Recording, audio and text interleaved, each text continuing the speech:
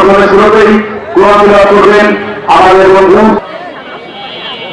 ফরিদপুর জেলা শাখার সম্মানিত সদস্য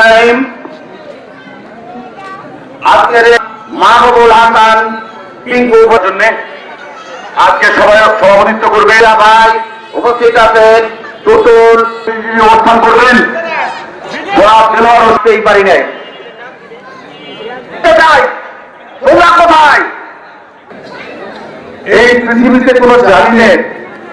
চিরদিনের জন্য অবস্থান নিতে পারে নাই, ইতিহাসের ক্ষেত্রে নাই,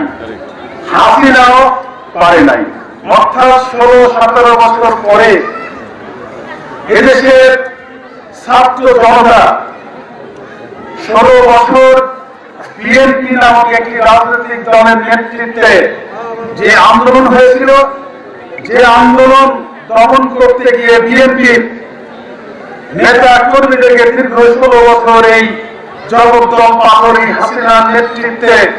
বাংলাদেশে একটি নারকীয় দুঃশাসন কায়েম হয়েছিল। সেই পটভূমিতে একটি শক্ত স্থাপনার উপরে দাঁড়িয়ে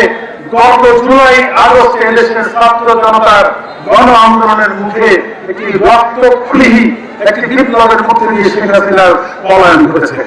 আমাদের নেতা জনাব তারেক রহমান সাহেব বারবার বলছেন যে আমরা এই অন্তর্বর্তীকালীন সরকারকে আমরা সুযোগ করে দিতে চাই, অন্তর্বর্তীকালীন সরকারকে আমরা সহযোগিতা করতে চাই, যে যাতে করে একটি নির্বাচন, একটি সুষ্ঠু নির্বাচন বাংলাদেশের মানুষের সামনে এনে দিতে পারে, যে নির্বাচনের মধ্যে দিয়ে বাংলাদেশের মানুষ তাদের মতামত, স্বাধীন মতামত প্রকাশ করবে এবং তারা একটি তাদের মত মতো একটি সরকার তারা গঠন করবে। এখানে কথা হলো এই অন্তর্বর্তীকালীন সরকার, ইউনুস সরকারের কাছে আমাদের অনুরোধ, দেশনায়ক তারেক রহমান এই কথাও বলেছেন, সংক্ষিপ্ত সময়ের মধ্যে যদি নির্বাচন সংগঠিত না করেন তাহলে কিন্তু যদি নির্বাচিত একটি সরকার দেশের হাল না ধরে তাহলে প্রকৃত গণতন্ত্র এবং প্রকৃত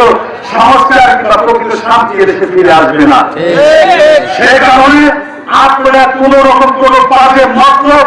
আপনারা দয়া করে পোষণ করবেন না। এদেশের মানুষ হাসিনাকে যেভাবে বাংলাদেশের হাসিনার মতো একটি চরমদল পাথর অত্যাচারীকে যেভাবে এদেশের রক্তক্ষয়ী বিপ্লবের মধ্যে উৎখাত করেছে, কেউ যদি আবারও নতুন করে কোন ষড়যন্ত্রের কথা বলতে চায়, ষড়যন্ত্র করতে চায়, সেই ষড়যন্ত্রে কিন্তু বাংলাদেশের মানুষ আর বরদাস্ত করবে না।